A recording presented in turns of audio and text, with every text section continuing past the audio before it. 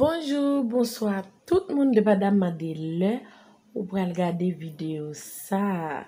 Je dis à nous tourner avec une autre vidéo pour toujours songer activer cloche ou abonner avec channel là